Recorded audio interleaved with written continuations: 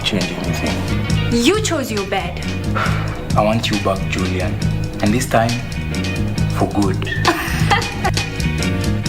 Differently.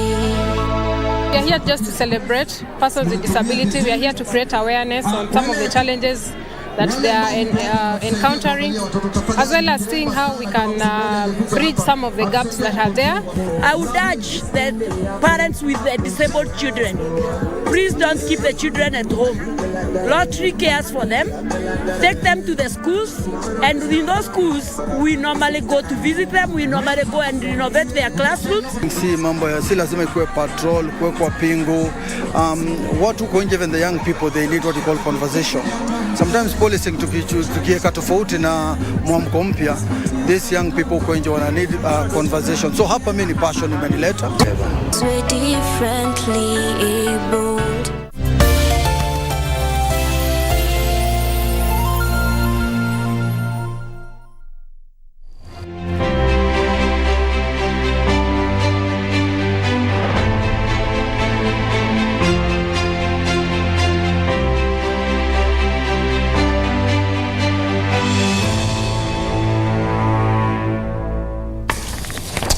Well, good afternoon and thank you very much for joining us. We're coming to you live from Broadcasting House, and welcome to this special program or special segment of Inside Government. We have just come back from KBC County, where President William Ruto is on a 3-day visit to the county. Time now to shift focus onto the upcoming Connected Kenya Summit. Do you know that it is taking place from the 2nd to the 5th of April in Diani, Kwale County? Well, you know for sure that the Kenya Broadcasting Corporation is the official broadcast partner in this event. And of course, time now for us to discuss more about the upcoming event.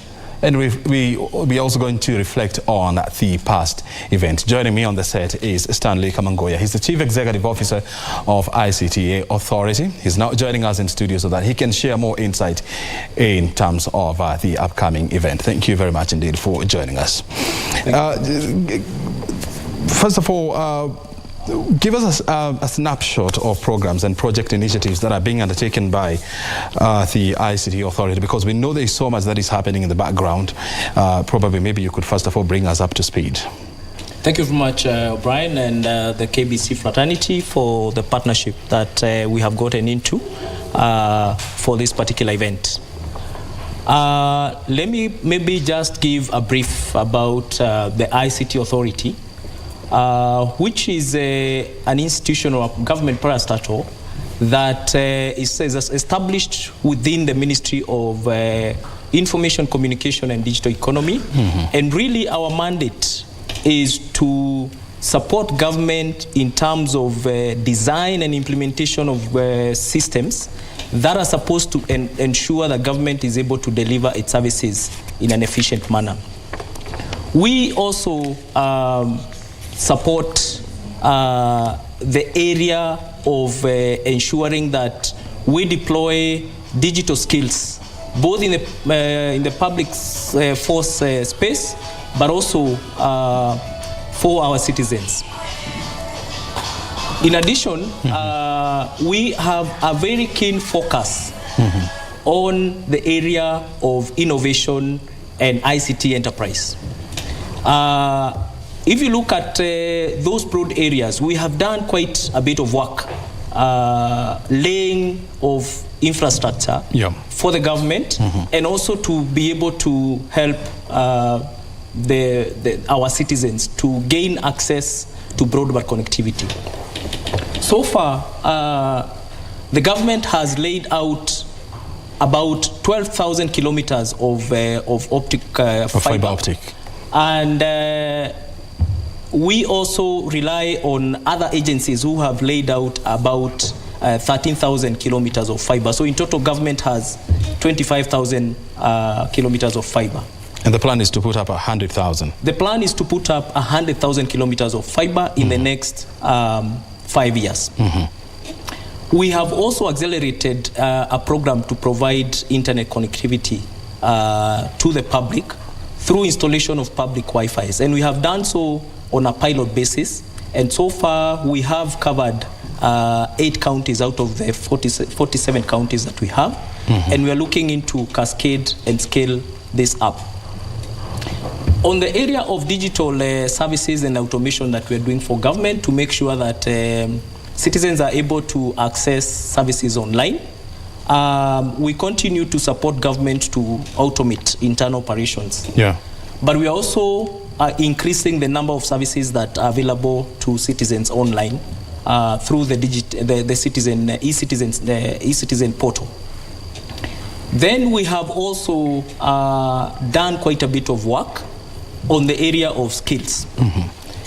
In the year 2017, we started a program that was targeting learners in primary school, and the program was on digital literacy, where we deployed over 1 million devices in primary schools.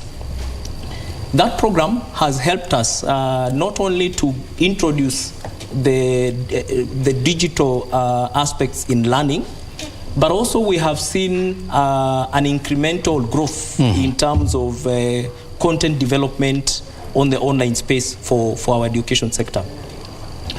We also support innovators in our country, and because we believe that our young people are going to be the future of this country in terms of spurring the economy, and therefore we have certain programs that we run to support innovators for them to be able to come up with solutions that are ready for the job market, for them to gain economically, but also to support the agenda of government and overall social and economic development. Broadly, those are the key initiatives that we are carrying out. We also continue to target the area of job creation on the online space. We have programs that run to support our youths in the country. One of them is a Ajira program that targets training young people on online jobs. In collaboration with our sister agencies, KONZA and the TVET Authority, we are currently rolling out a very massive program of training our TVET institutions and the youths on online job creation, and also, the skills to be able to train the TVETs to also onboard other people. So the TVETs are going to be like training centers for our youth to learn this area of taking advantage of online jobs. So basically, those are the key programs and initiatives that we're running currently. Yeah, and it's also proper to say that you're working with other, not only institutions in the public sector, but also in the private sector, because, some of these mandates, they cut across. The country is gearing up for the 12th edition of the Connected Kenya Summit. This is such a great innovative idea, that started way back in 2009. And it has been the brainchild of great innovations like Huduma Center, the Presidential Digital Talent, among many others. Do you want to take us through some of the other achievements that we have seen because of Connected Kenya Summit? So thank you. That is an exciting question, because first of all, the Connected Summit really gives us an opportunity to bring the industry together. And we started this journey, like you have rightly mentioned, in the year 2009. And therefore, we are in the 12th cycle of Connected Summit this year. We missed out 2 of the years when we had the COVID pandemic. But from that was the time, year 2020, 2021. Yes. But at that time, from that time, we have seen remarkable initiatives that have been birthed from Connected Kenya. From the year 2013, this is when what you have mentioned about Huduma centers was actually conceptualized, and the implementation then started immediately thereafter. You've also talked about, the e-citizen portal, which was also conceived during Connected Summit. And this has also seen, increased level of convenience for our citizens. And we are going to continue to scale it up to make sure that citizens are able to interact with government in a seamless manner, from the comforts of their homes or their offices. When we came into the devolved system of government, after the government of the county government came into place, we then, during the Connected Summit of 2015, came up with county ICT roadmaps that were supposed to guide and continue to guide the conceptualization, design, and implementation of systems in the county government. And we have seen those roadmaps help most of the counties come up with the proper systems in the areas of revenue collections and so on and so forth. The other area that has really kicked off and come out of Connected is the area of innovation. Like I mentioned, personally, I'm very passionate about our young people. And in the year 2018, we came up with an innovation program we call the White Books program, where innovators are able to showcase what they are doing in various sectors using technology. So far, we have received over 2,000 innovations, and we continue to vet and guide a number of those innovations. A number of them have actually gone commercial, and in this year's summit, we're going to continue to engage with some of the innovators that we have helped incubate and move to the commercial space, but also the upcoming ones. After that, we also came up with a program which I've just spoken about the digital literacy program. Again, because we believe that we need to look at the entire value chain for us to be able to take advantage.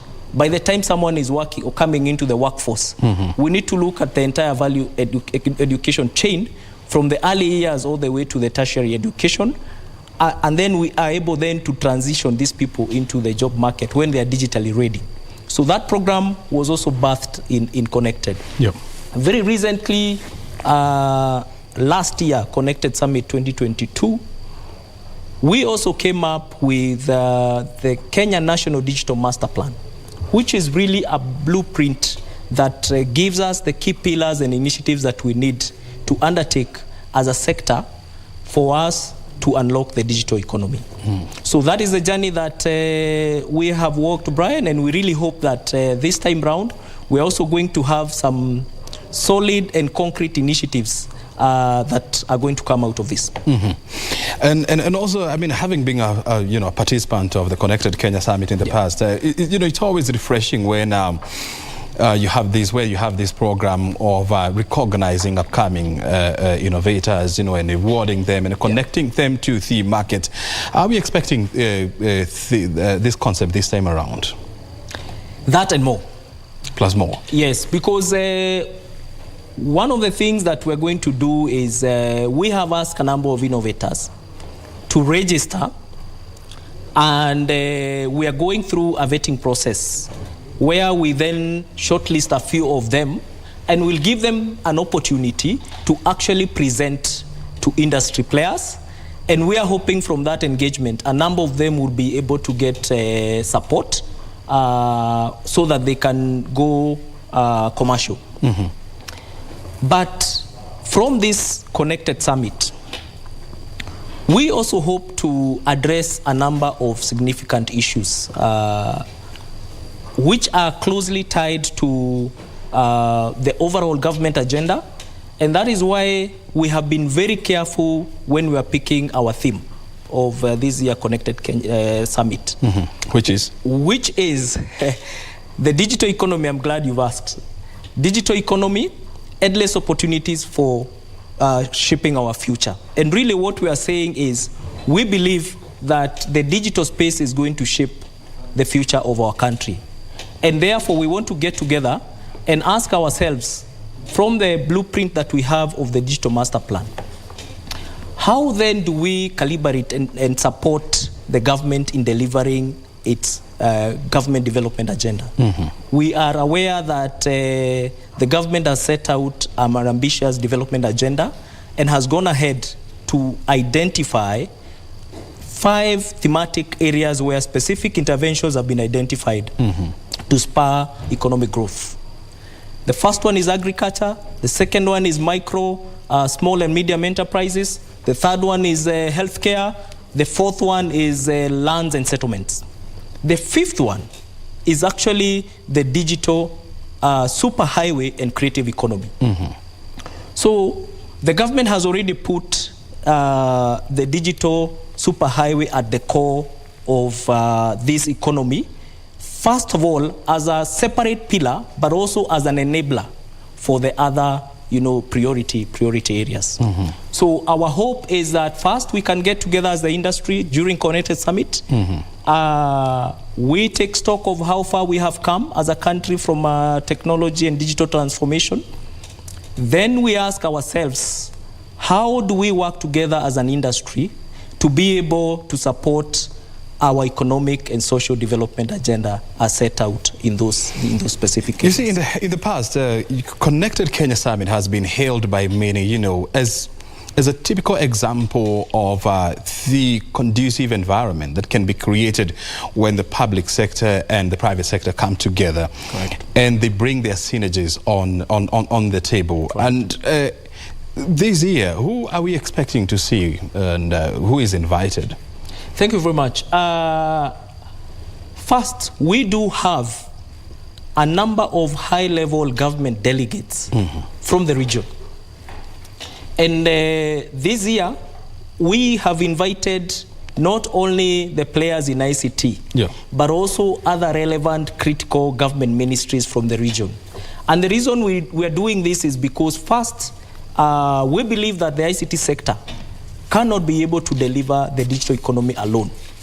We are a key contributor, but we require the other sectors to come and plug in. So we have a number of delegates coming from government across the country.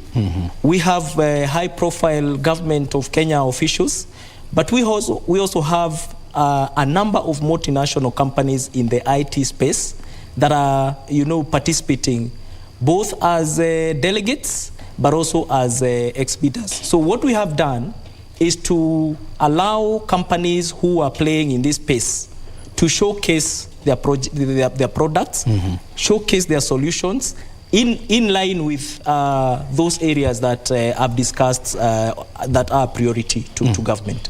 So we are expecting that we are going to have about 1,500 delegates attending this year. Last year we crossed the 1,000 mark in terms of attendance, and this year is going to be bigger and better. And of course, one of the other things that that we are looking forward for is, of course, the session on women in tech, as well as youth in tech. Can you give us a brief on that? Yeah. So the Women in Tech session is a deliberate session that we have put in one of the days, and we're going to have women keynote speakers to speak into this space. But the idea is around building on the work that has already been done on the area of empowering our women and young girls, and more specifically in this area of tech. And what we really believe is that if we empower all genders, we stand better chances of survival because we strengthen the society and we also, enhance collaboration. We believe that technology is playing a critical role in terms of empowerment of all the genders. Because on the digital space, everybody has an equal chance and equal opportunity to access information, to access knowledge, and to be able to take advantage, of the opportunities in that space. However, and for us to be able to progressively move towards, the issues of empowerment, we are working with the leaders who are already there. And like I mentioned, we'll have a few of them, speaking. To mentor our people, to mentor our young people, and also to encourage them to take this space as a career and also as a passion. Again, through our digital literacy programs, we want to make sure that we introduce technology at a very early age so that then we start eliciting interests. You know, traditionally, the science subjects where technology falls have been seen to be more of a men domain. Yeah. But I think over time, we are seeing this narrative changing, and we believe that technology is actually giving everybody an equal opportunity to thrive. Mm-hmm.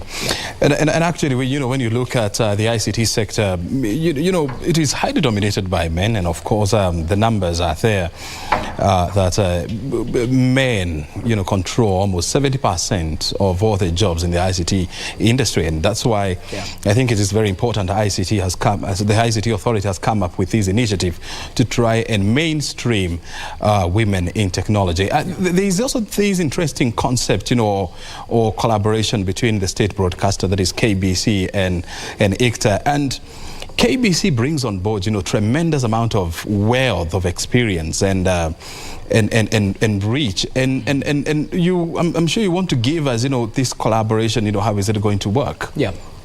So it is true that maybe just to go back slightly on what you've mentioned, it is true the statistics are there that a big percentage of the professionals in this field are men. Mm-hmm. But it is also true, and especially so for our country, that some of the biggest multinational corporations and our own local corporations here in Kenya that are in tech are actually led by women. Mm-hmm. So we believe that we are making progress, and we believe that tech is actually giving people this opportunity. Coming back to the question that you've posed around our collaboration.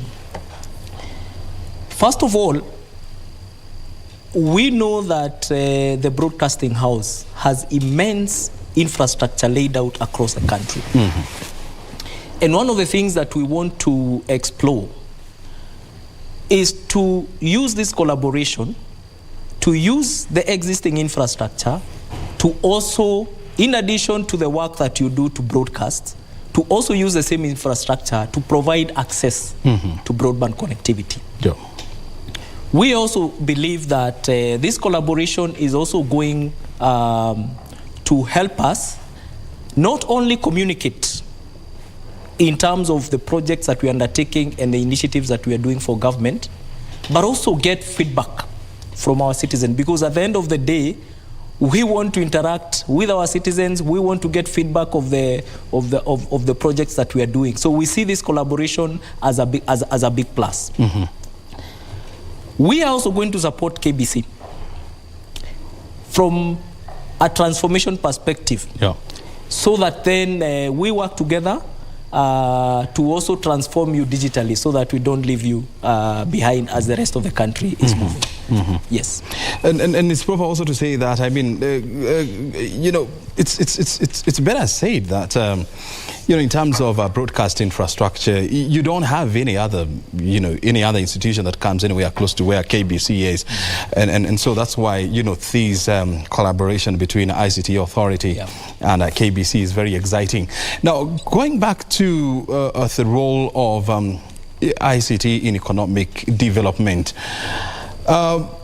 what do you see is the role of ICT in shaping the future of Kenya and the opportunities that exist in that industry? Yeah.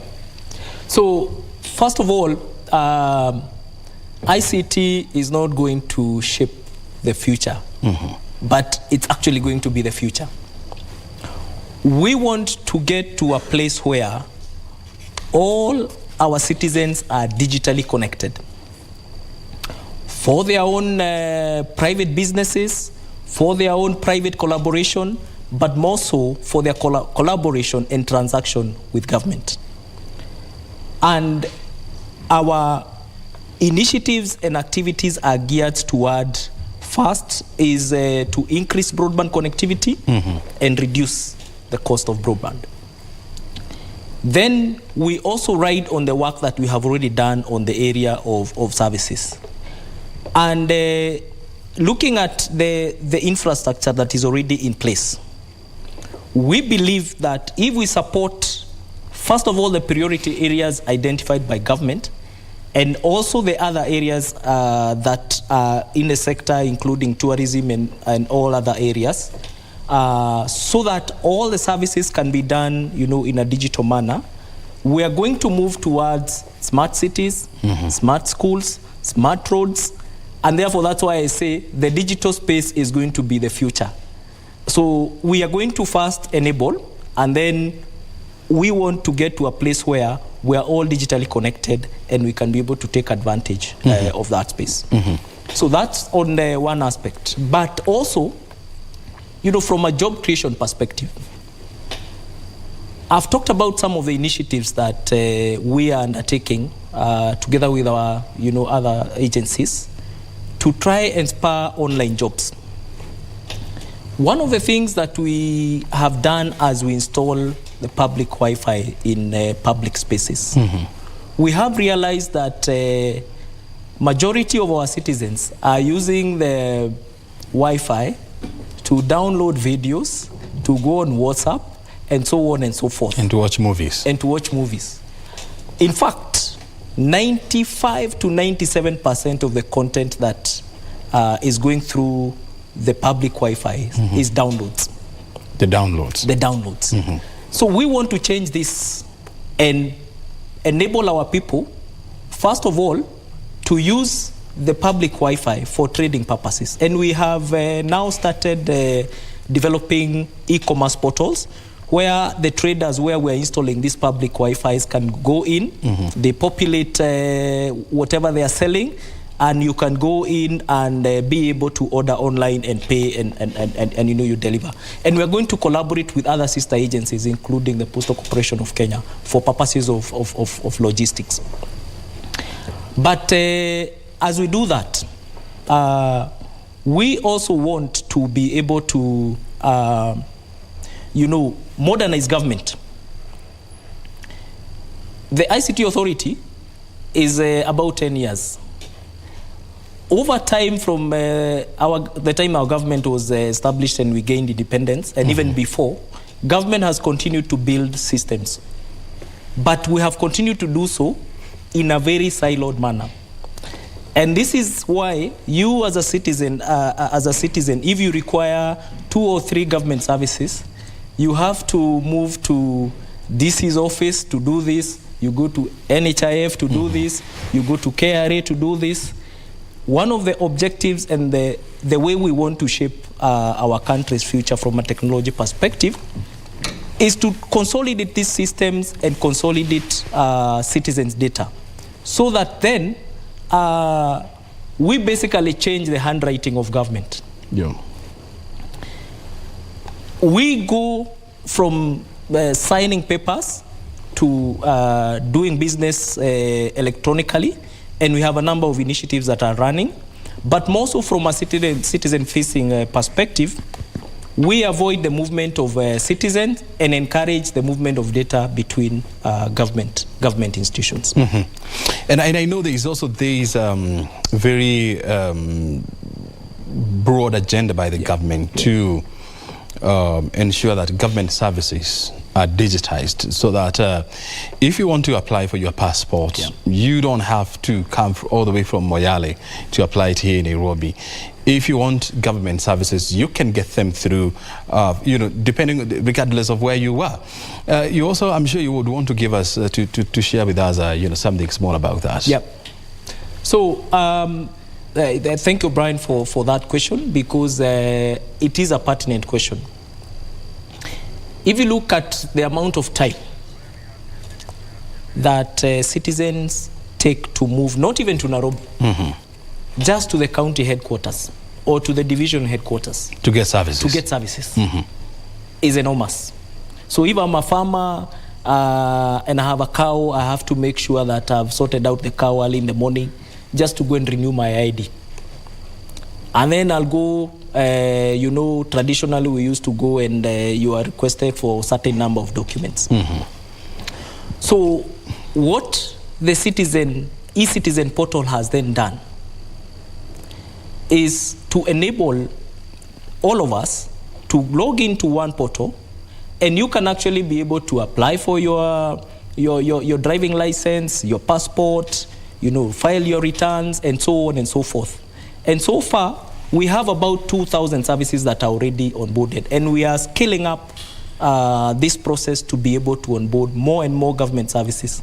We have a Did you talk about 2,000 government services? Yes, 2,000 government services. That's a major achievement, definitely. Onboarded. And we have an even ambitious service.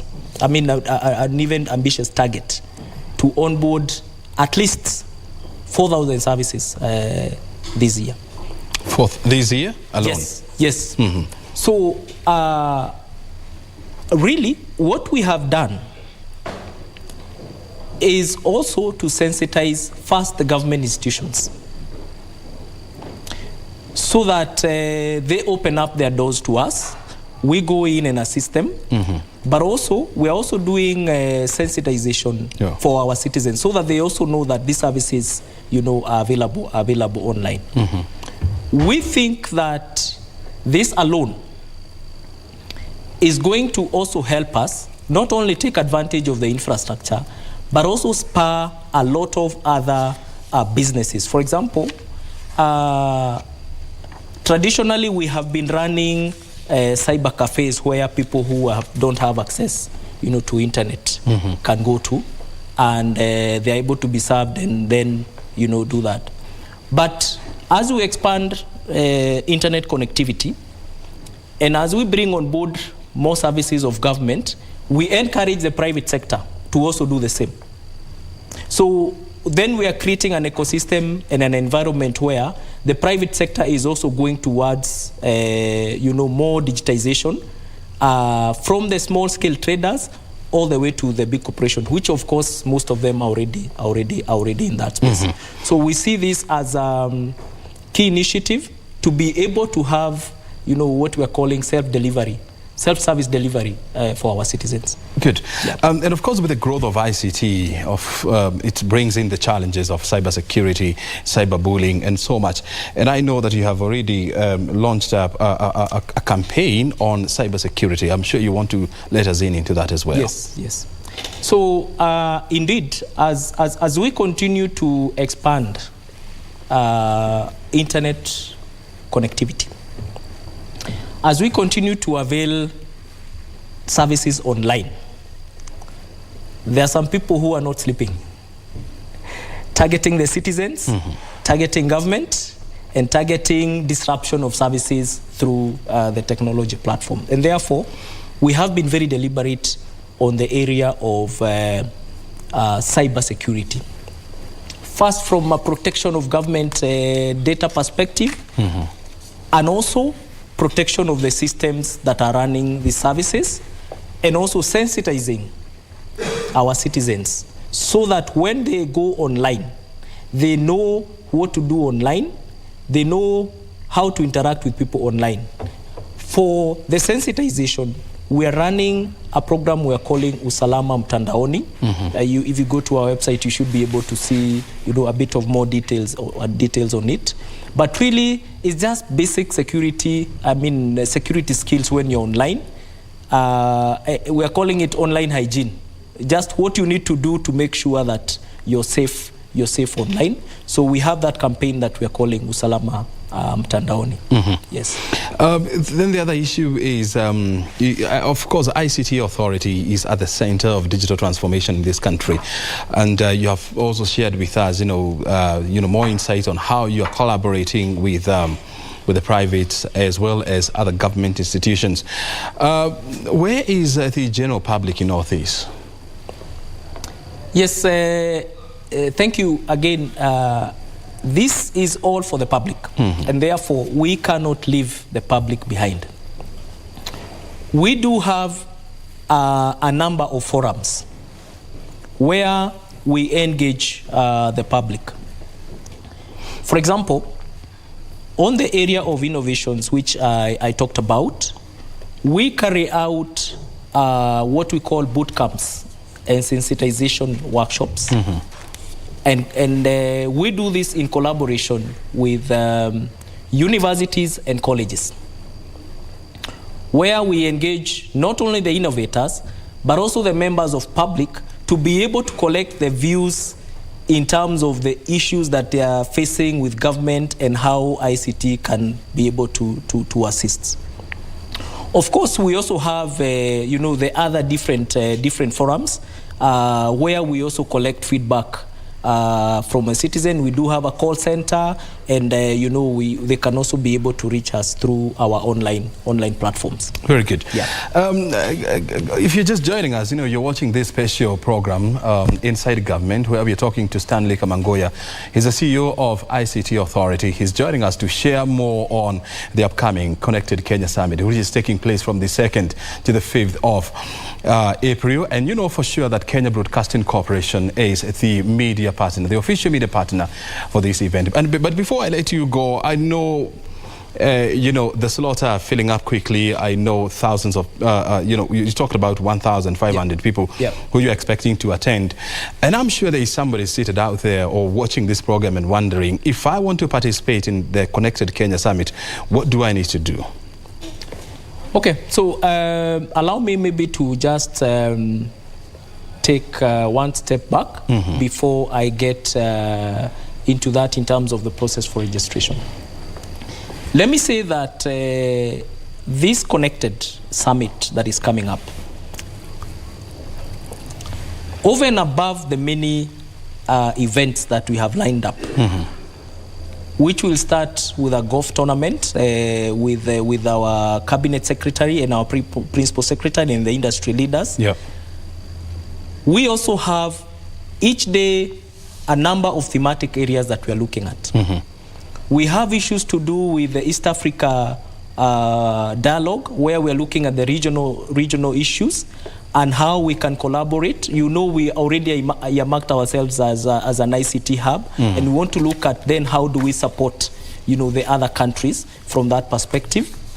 We have what you have just touched on women in tech, but we also have an area on innovation, and I spoke about our innovation awards that are going to be happening at Connected, and different sectors can come in and see the kind of innovations that we have.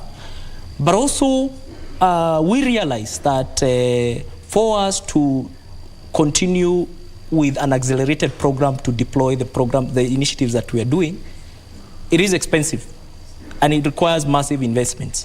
So we want also to engage with the private sector, because we believe that if we collaborate, we are going to achieve those issues that I've outlined in a much more efficient way. For example, when we go to the area of laying out digital infrastructure and fiber, what we have seen is that the private sector will lay fiber in a certain direction.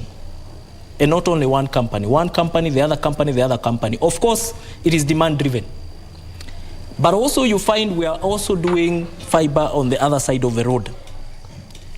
We want to synergize and make sure that we can collaborate better with the private sector, so that every shilling goes towards additional connection rather than the duplication. Yeah. So that's one area that we really want to see how to synergize with the private sector. Therefore, this is going to be a huge area of discussion in addition to the other areas. The Connected Summit is happening on the 2nd of April to the 5th of April in Diani, Kwale County. We want to welcome everybody to the summit, and we, over and above the hard work, we will have a lot of fun. A lot of fun. So we really welcome you and all our viewers, to join us for the summit. Very good. Yeah. Stanley, thank you very much indeed for joining us here, and of course for sharing more insight on Connected Kenya Summit. And we look forward to having more of this conversation here in Nairobi and of course in Diani. Asante sana. Thank you very much. We see you in Diani. Absolutely. Thank you. And of course, remember, if you just want to register for you to attend the meeting, you just log on to www.connected.go.ke. When you go to the website, you definitely find more information on how you can register, become a member, and of course participate in the exhibition. Remember, Kenya Broadcasting Corporation is the official media partner in this event, and we have outlined various strategies to ensure that the meeting is well covered, and we bring you live coverage of those events. And of course, we'll continue to give you more analysis from experts as well as stakeholders in this industry. My name is O'Brien Kimani. You have been watching this special edition of Inside Government. We have been talking to Stanley Kamangoya, the CEO of ICT Authority. Otherwise, thank you very much for your time. Good evening.